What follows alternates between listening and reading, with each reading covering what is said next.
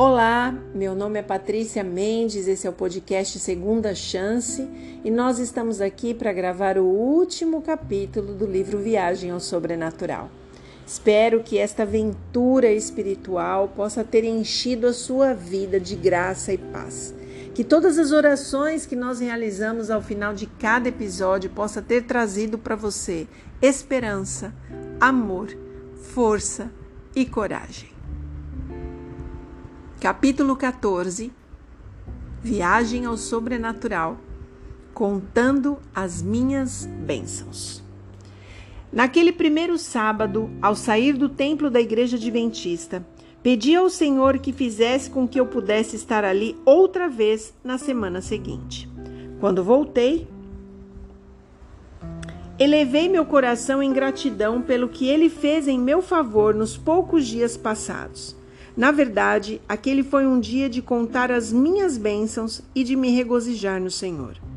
Foi então que descobri, por experiência própria, o grande benefício que alguém pode obter quando relembra ou conta suas bênçãos.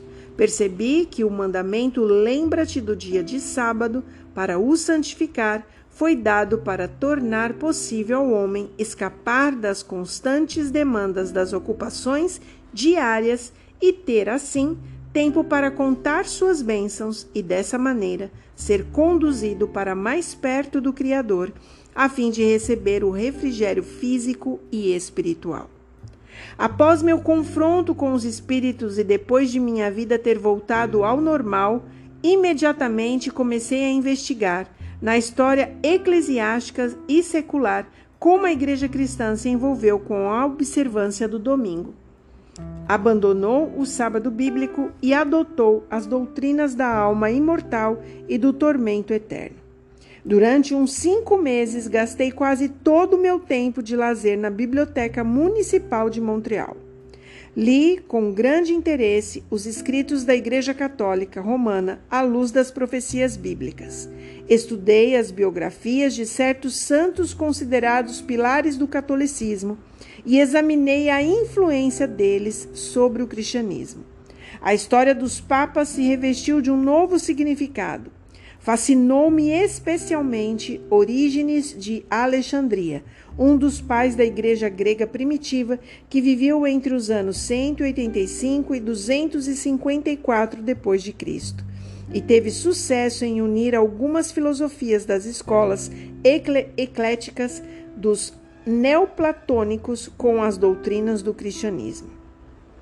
Esse período de investigação e estudo contribuiu para solidificar minha crença na Bíblia. Em um lindo dia de sábado, em abril de 1947, tive a bendita experiência de ser batizado por imersão e de me tornar membro da Igreja Adventista do Sétimo Dia.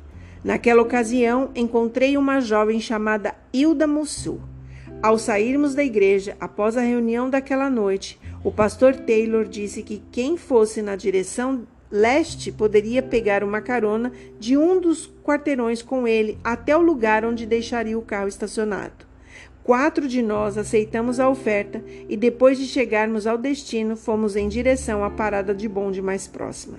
Foi assim que Hilda e eu nos conhecemos e algumas vezes depois disso andamos juntos até a parada do bonde. Não demorou muito para descobrir que tínhamos em comum alguns interesses, preferências e aversões. Depois de algum tempo, nosso namoro estava firme.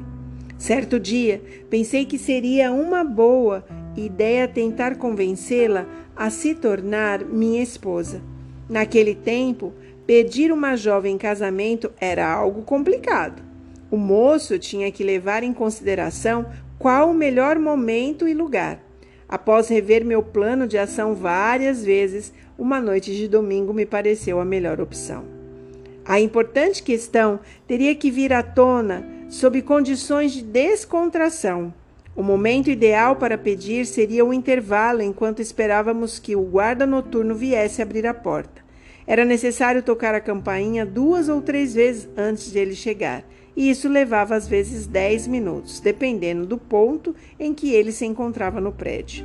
Nesta ocasião, Hilda trabalhava como enfermeira no Hospital dos convalescentes de Montreal e morava no dormitório das enfermeiras, um dos anexos do hospital. Todas as enfermeiras residentes tinham que chegar até às 23 horas. Quanto mais próximo desse horário alguém chegasse, menos tempo teria que esperar. Por isso imaginei que o momento ideal seria às 22h30. Era um lindo dia do mês de junho. Como planejado, estivemos juntos durante a tarde e a noite daquele agradável domingo e, para terminar nosso passeio, fizemos um tour de bonde pela cidade de Montreal. Após cada parada, enquanto o bonde ganhava mais velocidade, os cabelos longos e loiros de Hilda se levantavam sob a ação do vento e seus olhos azuis brilhavam ao refletir a luz dos muitos anúncios de neon ao longo da rua. Quanto mais eu olhava seu rosto, mais me convencia de que o nome dela devia ser Hilda Geraldine Morneau. Por volta das 22h30 daquela noite, nós nos aproximamos da porta do dormitório das enfermeiras e, do modo como já fizera muitas vezes, Hilda apertou o botão da campainha e encostou o ombro na porta na expectativa de ter que esperar por muito tempo. Imediatamente, perguntei se ela concordava em se casar comigo. Eu mal havia falado e o guarda apareceu. Destrancando a porta, ele deu uns 10 passos para trás, cruzou os braços e fixou os olhos em mim com ares de quem queria dizer: eu o desafio a dar um beijo de despedida nela na minha presença. Hilda foi apanhada de surpresa diante de minha pergunta e a rápida chegada do guarda, que costumava demorar. Ela afirmou que havia pensado sobre o assunto, mas esperava que isso fosse acontecer num futuro distante. Eu lhe garanti que tudo o que queria naquele momento era um sim, e que nós poderíamos entrar em maiores detalhes em uma outra ocasião, mais conveniente para ela. Eu mal acabara de dizer isso quando o guarda berrou: "A mademoiselle vai entrar ou quer ficar do lado de fora? Tenho mais o que fazer.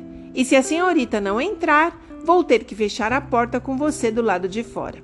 Ela me deu um rápido sim, um ligeiro beijo e entrou quase que em prantos. "Vou ensinar a vocês, moças, que quando eu abro a porta é hora de entrar", vociferou ele. "Não é toda noite", disse ela, "que aparece um cavalheiro para pedir uma moça em casamento." O guarda olhou assustada. "Sinto muito", disse ele. "Por que não me falou antes que era tão importante assim? Eu teria dado mais tempo." Naquele momento, ali mesmo, Hilda resolveu que iria se mudar. A mãe dela tinha um apartamento na estrada Queen Mary e Hilda decidiu morar com ela, mesmo que tivesse que viajar uma distância maior para chegar ao trabalho. Enquanto eu me dirigia para casa, senti-me um tolo por não ter administrado melhor a estratégia do tempo. Tão logo Hilda encontrou um telefone, ligou para sua mãe a fim de falar de seus planos. "Mamãe, tenho algo maravilhoso para dizer." "É mesmo? O que é?" "Vou me casar." "Você perdeu o juízo? Você tem apenas 21 anos. Além disso, com quem você vai se casar?" "Vou me casar com Roger, aquele rapaz da igreja com quem tenho saído algumas vezes. A senhora o conhece, já o cumprimentou 1 ou 2 vezes." "Sim, mas vocês se conheceram há tão pouco tempo. Você não acha que está sendo precipitada?" Então, de acordo com Hilda, ela rompeu em lágrimas e começou a abrir o coração. A conversa terminou com a mãe dela, afirmando que não precisava chorar. Conversariam mais quando elas se encontrassem. Quando telefonei a Hilda, na noite seguinte, ela me informou da opinião de sua mãe. Sugeri que fôssemos juntos visitar a mãe dela no domingo seguinte, e então eu pediria a mão de Hilda em casamento. Discutiríamos esse importante assunto com ela até chegarmos a uma conclusão satisfatória. A mãe dela se mostrou muito compreensiva com relação às nossas intenções e escolhemos a noite do dia 20 de setembro para o casamento. Não demorou muito e o verão deu lugar ao outono, e este, por sua vez, procurou sobrepujar o seu predecessor em calor, beleza e encanto. Levantei-me cedo na manhã de sábado, dia do nosso casamento, para descobrir que toda a natureza estava cheia de vida. Quando saímos da igreja após o culto da manhã, o termômetro indicava 30 graus. Algumas folhas secas estavam espalhadas pela suave brisa. Nossos amigos Ruth e Arthur nos cederam sua residência para a cerimônia do casamento. Nosso plano era ter momentos tranquilos, com a presença de uns poucos amigos íntimos. Entre os convidados estavam 2 pastores com suas esposas, André Rochat, pastor da igreja de língua francesa, e o pastor Taylor, pastor da igreja de língua inglesa, os quais oficiaram a cerimônia. A senhora Chisman e o senhor Mossou, junto a outras senhoras, haviam dado àquela residência a mais linda ornamentação, apropriada para a ocasião. Enquanto minha noiva e eu repetíamos os nossos votos matrimoniais perante o pastor, eu me mantinha ereto e confiante, não para impressionar nenhum de meus amigos presentes, mas por causa dos muitos seres invisíveis que estavam assistindo, anjos que tinham vindo da presença do Todo-Poderoso para se alegrar conosco, e demônios ordenados a assistir, como eu acreditava, pelo seu impiedoso líder, o qual havia visto seus diligentes esforços se transformarem em fracasso, quando pela graça do Senhor Jesus eu me afastara de suas fileiras. Além disso, eu estava vestido com o meu melhor terno, aquele feito sob medida, que eu havia comprado com o dinheiro que ganhara nas apostas das corridas de cavalos com a ajuda dos demônios. Epílogo. Mais de 50 anos se passaram desde o meu envolvimento com o mundo sobrenatural dos espíritos maus. Minha idade está avançada. Creio que o fato de ainda estar vivo devo ao cuidado do doador da vida, Cristo, o Senhor da glória. Tomar minha decisão por Cristo aos 21 anos de idade, quando os espíritos me ofereciam riqueza, fama e poder, foi a escolha mais sábia que fiz. Além disso, manter um sólido relacionamento com Cristo e com o apóstolo Paulo diz, ser achado nele, não tendo justiça própria, senão a que é mediante a fé em Cristo, a justiça que procede de Deus, baseada na fé, para o conhecer e o poder da sua ressurreição. Isso está em Filipenses 3, 9 e 10.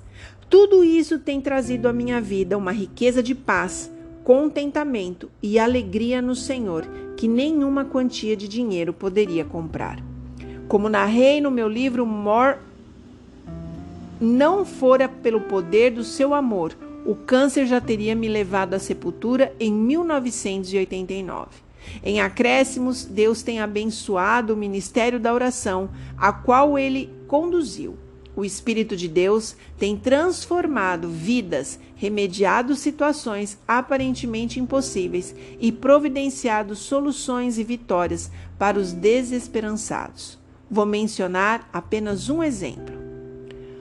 Uma amiga escreveu a Hilda e a mim pedindo que orássemos pelo esposo dela, que deveria se submeter a uma operação para remover um de seus rins. Devido à idade dele e ao fato de ter sofrido um derrame 6 meses antes, os médicos temiam que ele não sobrevivesse à cirurgia. Por outro lado, eles não podiam deixar que o rim canceroso permanecesse no organismo do paciente. Como em muitas outras vezes, o Espírito de Deus sustentou a minha fé no poder da ressurreição de Cristo e pedi a meu Senhor, se fosse para a glória de Deus, que ele, por favor, fizesse com que o Espírito da vida em Cristo Jesus, que está em Romanos 8:2, penetrasse no corpo de nosso amigo e expelisse os mortíferos elementos que estavam dentro, destruindo seu rim. Quando o homem acordou, um dia antes da cirurgia, ele se sentiu tão bem que pensou em voz alta se aquela operação seria realmente necessária. Depois de uma bateria de exames, o médico descobriu com grande espanto que o rim não mostrava nenhum sinal de doença e que o tumor ligado ao rim havia desaparecido. No dia seguinte, ele recebeu alta hospitalar. Ter as orações respondidas vale muito mais do que qualquer coisa que os espíritos poderiam ter me oferecido. Tudo o que ainda posso dizer é glória a Deus nas maiores alturas. No momento que eu gravo este livro para vocês em 2023, Roger Monod já descansou no Senhor. Eu estou tão feliz e tão saudosa que eu vou voltar para ouvir o livro, porque ele nos enche de esperança e fé. É isso que dá a gente andar com Jesus. Viver uma vida de segurança nele. Não é uma vida sem aflições. Porque Jesus diz que no mundo a gente teria aflições, mas era para a gente ficar o quê? Confiante nele, porque ele venceu o mundo. O que isso significa na prática? Quando você estiver vivenciando uma situação muito difícil, lembre-se, Jesus já venceu por você. Que Deus possa te abençoar. Eu já estou saudosa de uma nova temporada com vocês e que você possa refletir em cada detalhe dessa história. Ela conta a história do grande conflito entre o bem e o mal e o que Deus tem preparado para os seus filhos agora, nesta fase final da nossa vida, aqui nesta terra. Eu acredito que a nossa geração será a geração que ouvirá as trombetas tocarem e o nosso Jesus aparecer nos céus. Vamos orar? Santíssimo Deus, obrigada de coração por essa história linda, esse testemunho lindo de Roger Monod nos contar o quão grandioso o Senhor foi em sua vida. O Senhor foi no fundo do poço, no fundo do abismo, o Senhor o buscou, o Senhor pegou em sua mão e o Senhor disse para ele que não soltaria e fez dele um homem corajoso perante o Senhor, para que pudesse vencer todas as batalhas, fossem elas do lado oculto ou do lado real. O Senhor deu a ele o poder e a graça de permanecer em ti. Senhor, Roger termina falando para a gente que não existe poder maior que a oração intercessória. Nos ajude a interceder por aqueles que amamos. Nos ajude a ter força de lutarmos por eles, porque o Senhor está lutando por eles. Que a tua graça possa alcançar cada pessoa em qualquer país onde esse podcast chegue. Que a pessoa possa entender, neste momento, seja ela homem, mulher, criança, adolescente, que há um Deus que é maior que todas as coisas nesta terra e que está cuidando de nós. Que qualquer coisa que venha nos assustar, venha nos amedrontar, seja saúde, seja dinheiro, seja a nossa vida amorosa, seja com filhos, seja o problema que for, o Senhor está adiante cuidando de tudo. Que a tua graça esteja sobre nós. Eu te agradeço em nome de Jesus. Amém. Que Deus te abençoe e até a próxima temporada.